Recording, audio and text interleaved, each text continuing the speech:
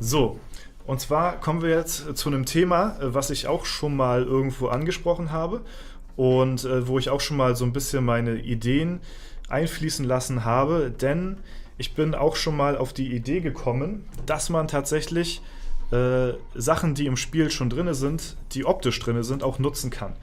Und zwar haben wir einmal hier, das ist noch nicht ganz so interessant, wir haben hier einmal so einen Hafen, so einen Fluss, der hier lang geht, ne? Mhm. Und der ist hier ziemlich umsonst da momentan gerade, Ja. ne?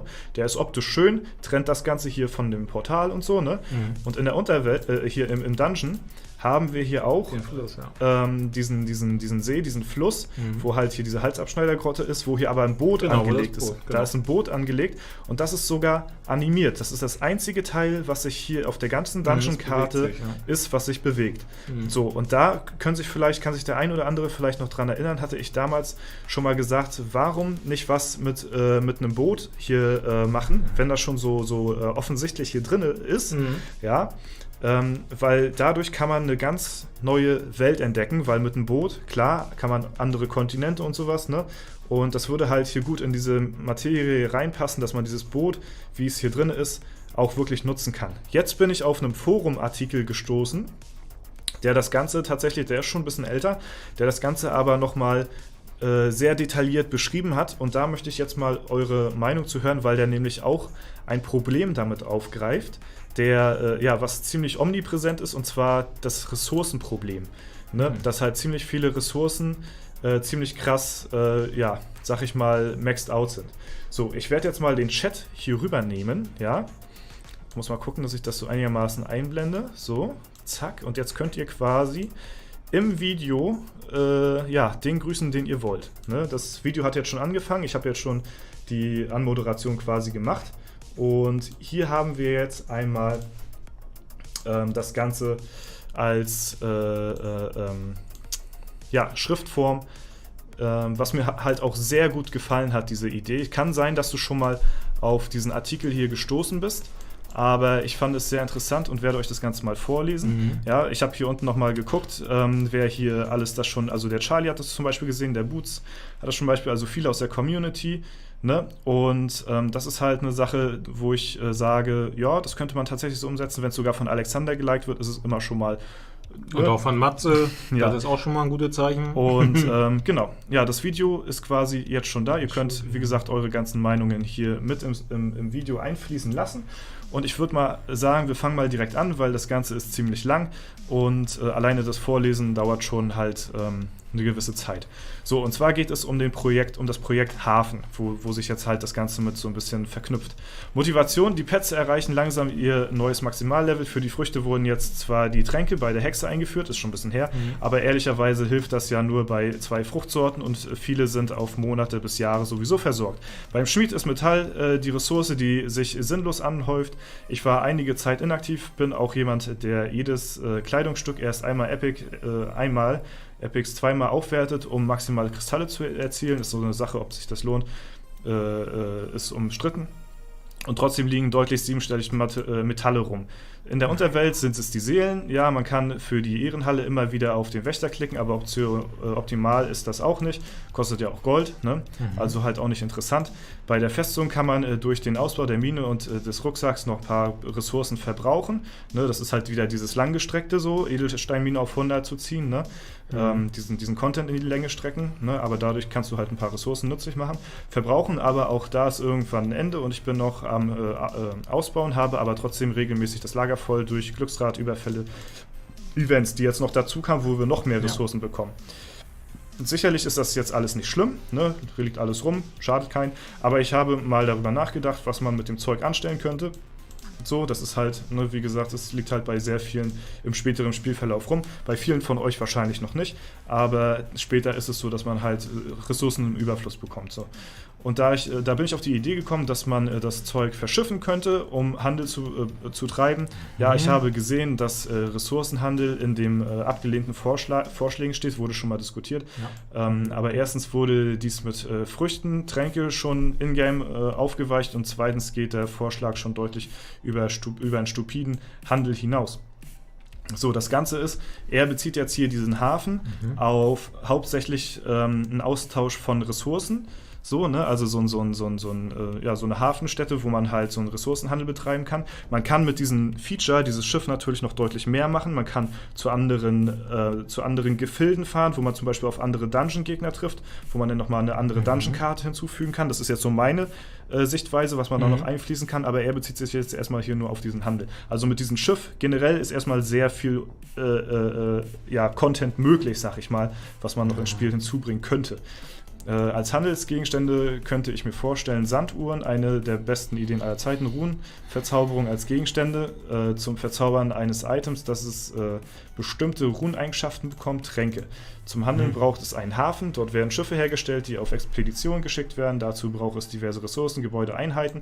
Folgende Gebäude habe ich mir vorgestellt. Jetzt zählt er das quasi wie eine neue Festung auf, so, ne? Mit neuen Gebäuden. So, also man könnte eine komplett neue Festung halt über dieses Schiff halt auch quasi aufbauen. So, ne? Kontor, Hauptgebäude, übliche Funktionalität, Tuchspinnerei, also viele Begriffe sagen mir hier gar nichts. Ressourcengebäude, ja, Seilerei, Ressourcengebäude, entsprechend Holzfäller, Steingrube, Ruderschule, Einheitengebäude, Ruder macht das Schiff schneller, ne, also halt manche Boni auf die Einheiten dann später so. Ist halt nochmal ein ganz eigenes Game nochmal, ne, wie Clash of Clans oder so, ne, wo man halt auch nochmal alles aufbauen kann. Ist halt die Festung auch wie Clash of Clans, ne, so dass man seine eigene Festung aufbaut. Kapitänsgebäude, Einheitengebäude, Bootsmänner zur Schiffsverteidigung. Also halt auch vielleicht so ein eigenes Game in-Game nochmal, so, wo die Schiffe gegen andere Schiffe nochmal, ne, mit Überfälle und sowas vielleicht nochmal zu tun haben. Werft, Schiffsbau, je höher die Stufe, desto größer der Lagerraum des Schiffs, Handelsvolumen, je höher die Stufe, desto besser die Kanone, Schiffsverteidigung, Hafenmeisterei, legt Handel für die Expedition fest, schaltet Handelsoptionen frei, verbessert das Handelsverhältnis, zum Beispiel Stufe 1, ich kann nur Holz verschiffen mit 10 Millionen, ist gleich 100k XP, Stufe 5, ist jetzt nur ein Beispiel. Jetzt kann man auch Obst verschiffen und Holz gibt 10.500.000 XP und so weiter. Anlegestelle, startet Expedition, es ist eine Art Mauer für Schiffe zur Schiffsverteidigung, Lager für Früchte, Metalle, Steine und so weiter. Je höher die Stufe, desto höher die Lagerkapazität, 10 Eselei. Je höher die Stufe, desto mehr Ressourcen pro Tag kann man ins Lager schaffen. 1% Reisezeit pro Stufe ab Stufe 5 beschleunigt das Questen. Der Mechanismus wäre dann wie folgt. Man muss Lager und Eselei ausbauen, um Ressourcen im Hafen einlagern zu können. Die eingelagerten Ressourcen werden zuerst zum Gebäude benötigt und können dann auch verschifft werden. Dazu wird in der Werft ein Schiff gebaut. Was man handelt, legt man in der Hafenmeisterei fest. Die Expedition kann noch zu bestimmten Abständen gestartet werden. Je höher die Schiffsstufe, desto mehr kann eine Expedition gehandelt werden. Je mehr Ruderer, desto schneller läuft eine Expedition. Jede Expedition hat eine gewisse Gefährlichkeit, sodass man sein Schiff beschützen muss. Dazu braucht man hohe Stufen bei Werft, Anlegestelle und eine hohe Anzahl an Bootsmännern. Je mehr Ruderer, schnelleres Schiff, desto niedriger die Gefährlichkeit bei gleichem Handel. Es sollte natürlich so sein, dass bei vollem Ausbau jede Expedition 80% Erfolg hat, aber auch so, dass die teuersten, größten Expeditionen ohne Vollausbau unter 20% Erfolgschance haben. Ist jetzt erstmal viel auf einmal so, ne? Ja, aber du kannst ich verstehe es noch nicht so, was ich davon habe. Also unterm Strich erstmal so gebrochen, er erklärt das Ganze hier natürlich so sehr ausführlich, sag ich mal. Er hat hier sich so ein komplettes Balancing gleich mit ins Spiel halt dazu geholt. So. Also nicht nur die Idee vorgestellt, sondern halt auch, wie man das Ganze umsetzen kann. Also sehr ausführlich beschrieben, was ja eigentlich auch gut ist, weil wenn du so eine Idee erstmal für dich erstellt hast, dann musst du die natürlich auch erstmal gut vertreten können. Ja. Und dann ist natürlich was halb ausgereiftes, wird halt schneller kritisiert als sowas, wenn sich jetzt hier jemand wirklich sehr viele Gedanken gemacht hat, wie man sowas umsetzen könnte. Auch vom Balancing, was immer das Schwierigste ist, so, ne? Und da hat er halt hier sehr viele Sachen halt mit aufgezählt, so, ne? Ja, er hatte hier jetzt nochmal was dazu geschrieben, zu den Handelspreisen. Ein paar Sachen sind schon geregelt, zum Beispiel 25 Früchte für einen Trank. Ich glaube, das wurde runtergesetzt auf 10, ne? Das war früher, ganz am Anfang war das auch anders. Was ich mir vorstellen kann, ist zum Beispiel 50 Millionen Seelen oder 30 Millionen Steine oder 100 Millionen Holz für 10 Millionen XP. Nur als Beispiel, welche Handel möglich sind, kann man sich ja noch überlegen. Als teuersten Handel stelle ich mir vor, das Maximum von jedem Gut, was auch immer das dann ist, auf einmal zu verschiffen und dafür eine Runenverzauberung zu erhalten über diese Justage?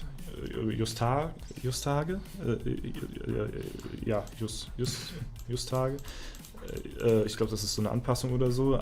Und andere mögliche Handel kann man, also sowas wie Justierung, denke ich mal, kann man ja noch sprechen, wenn der Vorschlag überhaupt diskussionswürdig ist. Jetzt kann man natürlich sagen, dass das eine sinnlose Klickerei ist und man ja auch einfach einen passiven Händler einfügen kann, ähnlich wie die Hexe für die Tränke.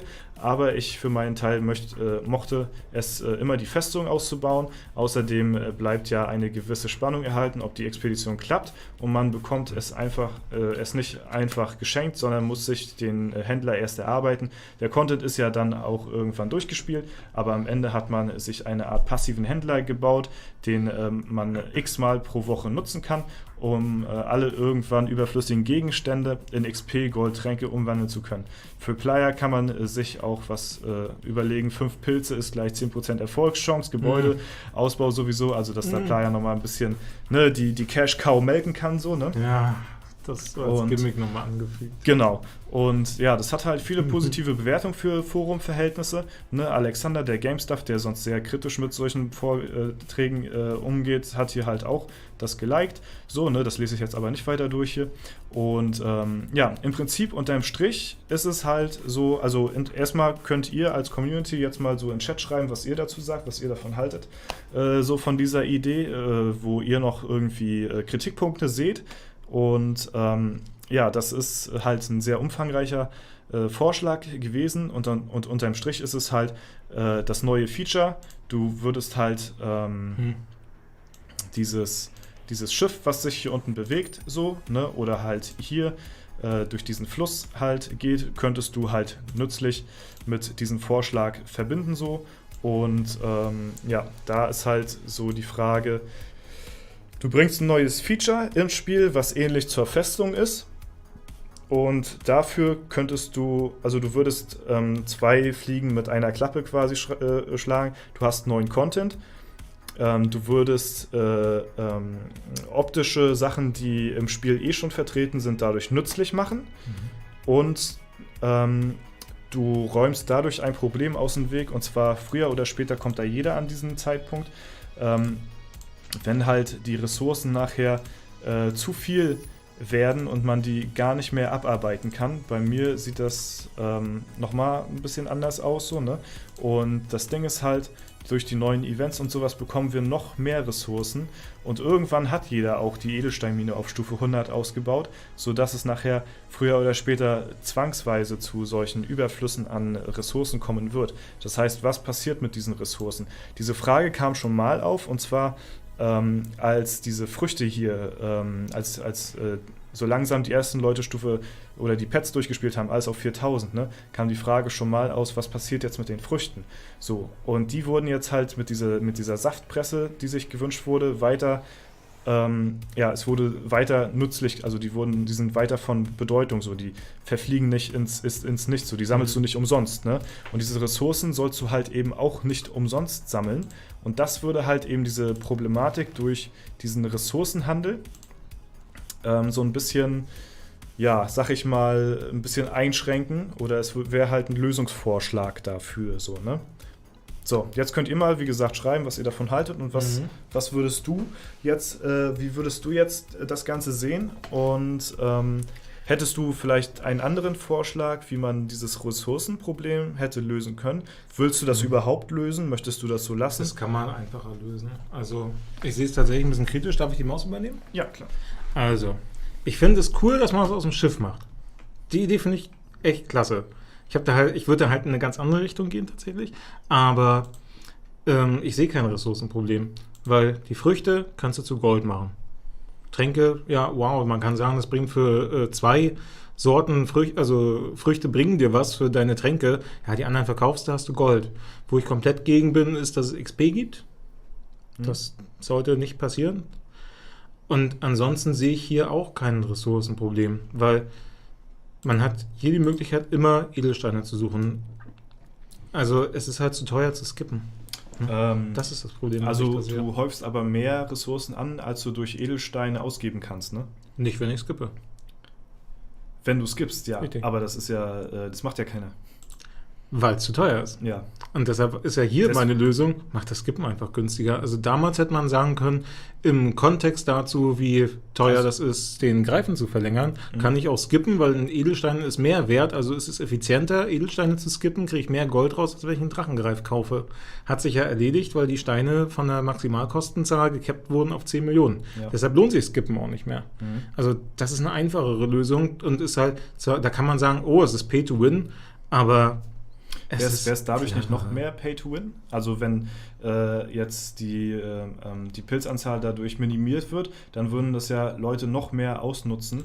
Und ist ja jetzt schon in der Diskussion, dass wenn der Greifendrache dass du im Level so weit bist, dass der dir halt einen Skillpunkt bringt, pro 25 Pilze, sind Leute dafür tatsächlich auch wieder bereit, diese Pilze auszugeben. Ja, bin ich tatsächlich auch.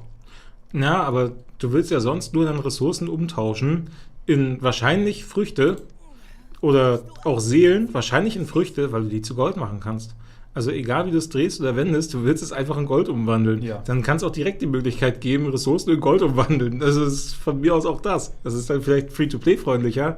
Aber ich brauche da kein Schiff für, so, wo ich dann einen komplizierten Mechanismus habe und eine extra Festung, um überschüssige Ressourcen Also ich finde die Idee an sich ganz gut. Nur das Ding ist halt, du baust dir halt eine Festung 2.0 auf dadurch, ne? Nur damit du handeln kannst. Ja. Das heißt, dass das gesamte Feature ist die Arbeit so nicht wert. Nö, so, ne? Das ist auch nicht. Und dann kann man eventuell dieses Schiffs-Feature anders nutzen. So wie wir jetzt zum Beispiel gesagt haben, dass du neue Gefilde entdecken kannst, dadurch eventuell neue Dungeon-Gegner oder sowas, also anderen Content. Man kann sogar auch eine Festung 3.0 ist es, weil Unterwelt ist ja schon 2.0. Genau. Ne? Also man kann sowas nochmal einfügen. Es wäre ein mega Hammer-Feature. Ich bin auch gespannt, ob es tatsächlich sowas wie die Dark World jetzt geben wird, wovon ja auch schon ein bisschen spekuliert wird, so seit dem kleinen Leak in der Shakes and Fidget Show, so, ne, was da passieren wird, ne. Es könnte halt eine neue Dungeon Map dadurch entstehen, so, das wäre halt auch ein guter Lösungsvorschlag, weil da kommen wir auf das nächste Problem. Es gibt halt viele Probleme im Late-Game-Bereich. Du kannst halt auch nicht endlos die Dungeons erweitern. Wer du klickst. Nein, also ich meine, dass du dass du jetzt den Dungeon von 10 auf 20 Gegner, auf 30 Gegner, so, das geht ja auch irgendwann. Also ist halt zu viel so, ne?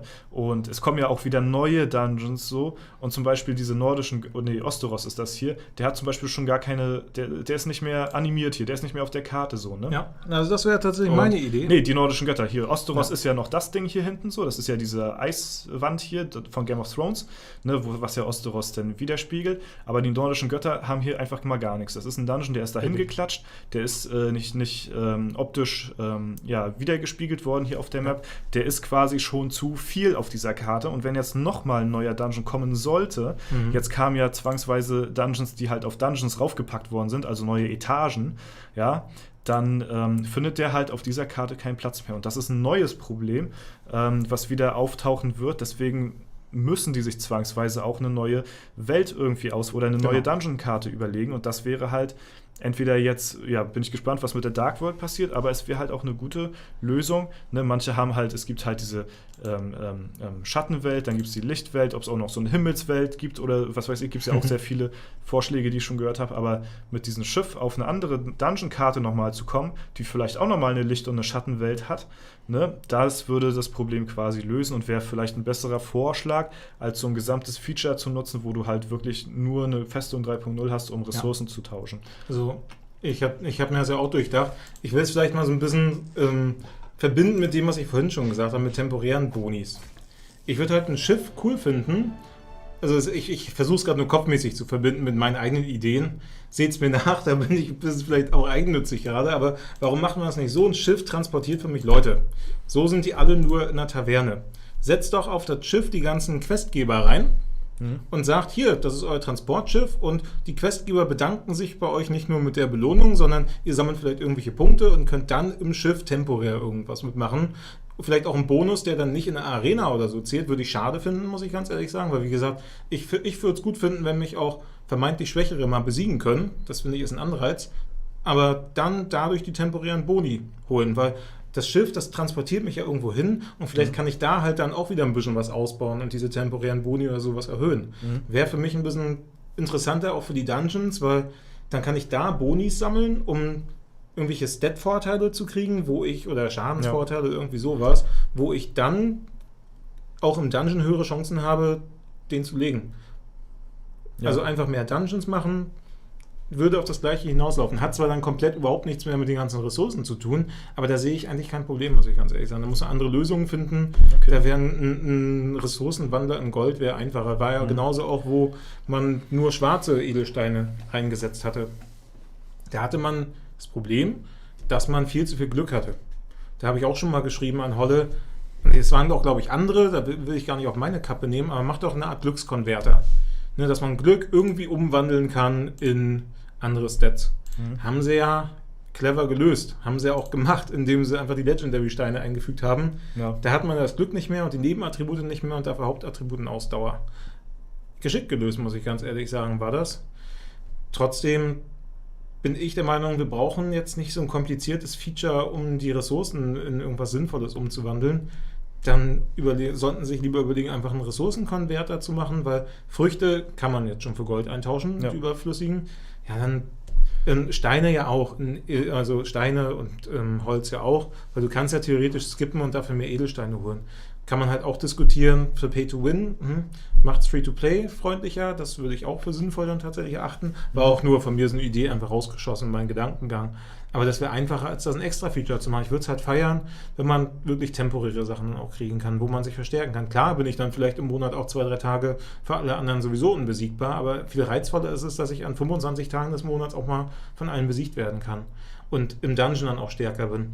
Ich hatte auch, so wo du es vorgelesen hattest, überlegt, Mensch, im Dungeon herrscht auch so eine Charakterklassenungleichheit. Vielleicht kann man da auch temporäre Bonis klassenspezifischer gestalten, dass vielleicht auch der Krieger ein bisschen besser rauskommt aus den Dungeons als ein Berserker, der halt anfangs gleich mal alles legt. Und der Krieger, ja, der dümpelt vor sich hin und wird dann im Late-Game mal irgendwann nachziehen. Ja. Kann man machen, da kann man aber auch gegenhalten, naja, ich will ja die Klasse wählen, um gewisse Vorteile zu haben und naja, dann habe ich halt auch gewisse Nachteile. Ne? Das ist das Ganze. Was ich nochmal ganz spannend fand, ich habe nebenbei auch so ein bisschen parallel den Chat durchgelesen, um den nochmal ein bisschen hier ins Video mit einzubeziehen, nochmal zum Ende. Fand ich auch relativ spannend, wo man auch nochmal die Sache ein bisschen besser lösen könnte. Und zwar, wenn man halt dieses Schiff nutzen könnte, so, um halt nicht komplett eine neue Welt gleich sofort zu entdecken, sondern vielleicht nach und nach verschiedene Abteile, Kontinente, was weiß ich, wie man das denn nennen wird, verschiedene Welten zu entdecken. Das treibt man aber mit Ressourcen an. Also dieses Schiff treibt man halt eventuell mit, was weiß ich, mit Steine, Holz. Also man kann diese nochmal irgendwie verwerten oder so, um das Schiff zu upgraden oder so, dass denn das weiterkommt, um dann halt selbst dafür verantwortlich zu sein. Also umso mehr Ressourcen du in das Schiff investierst, umso weiter kommst du und umso mehr Sachen entdeckst du, umso mehr Dungeons schaltest du frei. Das wäre eventuell nochmal was, wo man halt zwei Sachen auch gleich so verwenden könnte, und zwar halt eben dieses, irgendwo diese überflüssigen Ressourcen später so ein bisschen neu zu investieren in eine Sache, um dann halt neue Dungeons freizuschalten, um dann, um das runterzubrechen, halt, also wenn man es alles runterbrichst, dann tauschst du halt Ressourcen gegen Erfahrung so, weil es halt neue Dungeons sind, ne? Aber du hast halt mehr Content, sag ich mal, weil es halt eben neue Sachen sind und die musst du halt selbst entdecken. So, und das schaffst du halt nur, indem du halt irgendwie dein Schiff verbesserst, damit das weiter durchhalten kann, damit es weiter vorankommt und so. Also ist mir jetzt noch spontan eingefallen, eine neue Ressource würde ich jetzt nicht ins Spiel reinbringen. Das würde das Ganze sehr viel komplizierter machen. Also wenn man jetzt zum Beispiel auf so ein Strategiespiel jetzt mal zurückblickt, irgendwie Age of Empires, wo du deine Truppen mit Fleisch und sowas jetzt versorgen musst, damit die halt so ein bisschen, was weiß ich, oder damit die überleben können oder dass die halt stärker werden oder so, ne? So, weil so ein Schiff braucht ja auch eine gewisse Crew irgendwo, ne? Und das, weiß ich nicht, wäre, glaube ich, wieder ein bisschen zu kompliziert für die ganze Sache. Aber so, dass man halt so simple Sachen verwenden kann, die einem das Spiel sowieso schon gibt, um halt dieses Schiff weiter voranzubringen, das finde ich halt eine ganz nice Idee so. Ja, auf jeden Fall, so unterm Strich gesagt, diese Idee bietet halt ganz guten Grundstoff zum Diskutieren über neue Features, so, ne? Aber es ist halt, ja, wenn man diese Grundidee jetzt sieht, ist es halt eine Festung 3.0, die man ausbaut, die einen aber zu wenig bringt für zu viel Aufwand. Und auch für Playa. Er hat ja noch am Ende das Gimmick zugeschrieben, dass da Playa auch einen Nutzen haben kann. Ja. Das finde ich, ja, also irgendwo, zu wenig. Ja, irgendwo muss halt Playa auch einen Nutzen durchziehen, so, ne? Ja. Und du kannst halt bestimmt dann später auch dann, falls es nochmal so weit kommen wird und nochmal eine Festung 3.0 in irgendeiner Art und Weise geben sollte, wirst du wahrscheinlich auch wieder Festung skippen können und irgendwas anderes machen können, um das dann halt schneller voranzutreiben und so. Aber ja, ich fand das auf jeden Fall mal sehr spannend, mal so deine Meinung dazu zu hören, so. Ne? Im Prinzip, ja, kann ich mich dich da nur anschließen, so. Ja, wir sind jetzt, muss ich sagen, ein bisschen zu wenig auf die Fragen eingegangen, aber wir wollten natürlich auch unsere Meinung loswerden, ne? Und das ist ja nun mal dann der Hauptbestandteil. Und es kamen halt auch sehr viele interessante Sachen hier auch noch rein während des Videos, wo wir halt diskutiert haben darüber. Und ja, danke auf jeden Fall, dass ihr hier auch nebenbei mit teilgenommen habt. Interessant, Anno 3.0 wäre es halt so ähnlich, ja. Ne? Ich habe auch schon gelesen, habe gedacht, genau, das drückt es auf den Kopf. Ich habe da so was vorgelesen, hast gedacht, ein altes DOS-Spiel, das hieß Hanse. Da hast du auch immer Schiffe verschickt und dann hast du irgendwie Salz gegen Mantel und Leinen und Tuchen und sowas getauscht. Das war auch so witzig, habe ich auch gleich dran gedacht. Aber so in dem Umfang, ich fand es total cool mit dem Schiff, dass man daraus was macht. Ich finde es halt cooler, wenn man das direkt irgendwie mit den Dungeons direkt irgendwie verbindet oder man wirklich da einen Nutzen hat und nicht zu viel ausgeht. Wäre gut, wenn es vielleicht eine kleine Pay-to-Win, so diese Player-Komponente, dass die eben da ein bisschen was von haben. Gewinnorientiertes Unternehmen halt eben, ne? Ja, na klar. Ja. Und das würde ich halt gerne verbinden, weil dieses untereinander tauschen, wie gesagt, die Edelsteinmine ist für mich eben schon genau dieser Goldkonverter, den vielleicht günstiger machen, kann man diskutieren, ob das schon Pay-to-Win ist oder es einfach lassen, ganz ehrlich. Ja. Also dieses Feature mit dem Schiff zu nutzen, also auf die Idee bin ich halt schon letztes Jahr oder was weiß ich, vorletztes Jahr sogar schon gekommen, weil es halt wirklich, es ist halt sehr auffällig so, ne? Das ist das einzige Ding, was sich hier bewegt und warum dieses nicht nutzen, das bietet halt einen guten Grundstoff, sag ich mal, für eine Expedition, um halt neue Welten zu entdecken. Das ist auch nicht revolutionär, das hat Clash of Clans auch schon gemacht. Die haben da auch so einen Fluss schon seit Beginn des Spiels drinne. Oder so ein See, wo du halt so, ja, keine Ahnung, wo halt so ein kleiner Hafen ist, so, der ist seit Beginn des Spiels da und ich glaube erst nach 10 Jahren oder so haben die aus diesen See, nochmal ein Schiff irgendwann anlegen lassen und das ist halt irgendwann abgereist und hat nochmal eine komplett andere Insel entdeckt und nochmal alles von vorne quasi nochmal recycelt, mehr oder weniger, in halt einer anderen Basis, so gesagt, ne? Und vielen lieben Dank auf jeden Fall für deine Meinung zu dem ganzen Thema, dass du hier teilgenommen hast. Vielen lieben Dank an den Chat. Da könnt ihr nochmal sehr gerne euch verabschieden, wenn ihr wollt. Ja? Und dann würde ich sagen, war das auf jeden Fall ein cooler Thementalk, würde ich mal so sagen. Ne? Das ist halt jetzt, ja, weiß nicht, ich mache öfter mal so eine Videos, wo man halt über verschiedene Sachen fachsimpelt, was man für Ideen noch in das Spiel reinsetzen könnte. Und das finde ich halt immer relativ spannend, sowas auch mal vorzuschlagen, damit man mal so ein bisschen Grundstoff hat zum Brainstorming, zum Ideen anregen und eventuell hört ja auch der ein oder andere Playa-Mitarbeiter oder was weiß ich, der da Kontakt zu irgendjemandem irgendwo hat, zu. Ne? Wenn sogar Supporter vom Spiel hier teilweise zugucken, ne? Dann ist das gar nicht mal so weit hergeholt. Ne? Gut, ansonsten, ich hoffe, das Video hat euch gefallen. Falls der Fall sein sollte, lasst gerne eine Bewertung und einen Kommentar dazu da. Hier im Livestream geht es natürlich jetzt noch weiter. Ne? Hier müssen wir jetzt noch gleich die Alu durchquesten. Ja. Und dann war es das soweit. Vielen lieben Dank fürs Zuschauen. Wir verabschieden uns. Haut rein und bis zum nächsten Mal.